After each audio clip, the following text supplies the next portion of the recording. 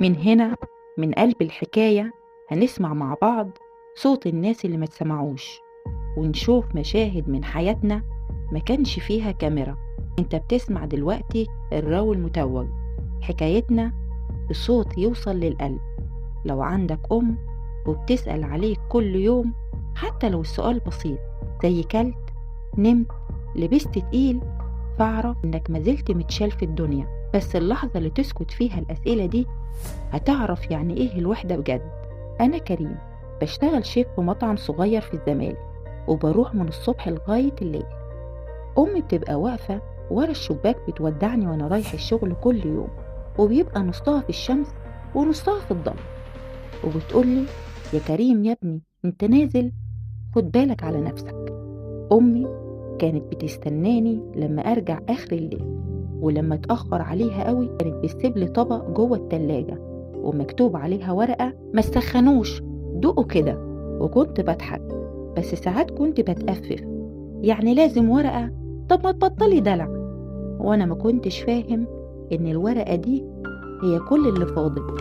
وفي يوم رجعت من الشغل مخنوق، وهي نادت عليا كعادتها: كريم، تعالى يا حبيبي، عاملالك اكل اللي بتحبه. بس انا كنت متضايق. يا ماما بقى، مش وقته، والله فيا اللي مكفيني، سيبيني لوحدي شوية. سكتت ولا ردت، وانا ما اخدتش بالي ان دي كانت اخر مرة اسمع فيها صوتها. تاني يوم حسيت ان انا غلطان. روحت بدري، اشتريت ورد وحلويات بتحبها. كنت ناوي اقول لها: انا اسف يا ماما، بس وصلت متأخر. الشباك مفتوح وهي مش واقفة في الشباك كعادتها. طلعت اجري، لقيت الباب مفتوح شوية، لقيتها نايمة على الكنبة. والأول مرة في حياتي البيت كله كان ساكت والشباك كان مفتوح وهي مش واقفة.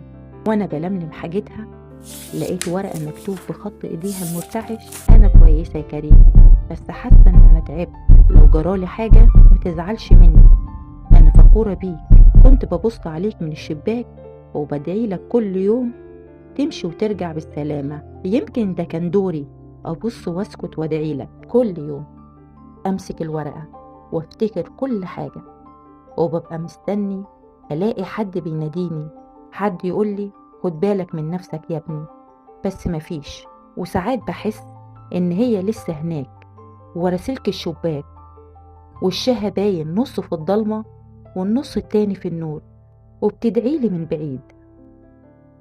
لو امك لسه عايشة قوم كلمها دلوقتي، ما تستناش، لان في ناس بتبص كل يوم على الشباك ومستنية صوت عمره ما هيرجع. وافتكر ان اللحظة اللي هتقول هكلمها بكرة ممكن تكون اللحظة اللي تبطل تسمع صوتها للأبد. لو امك لسه بتنادى عليك قوم ليها دلوقتي، بص في عينيها ورد عليها بحنية. في أصوات لما بتسكت قلبك هو اللي بيصرخ بعدها.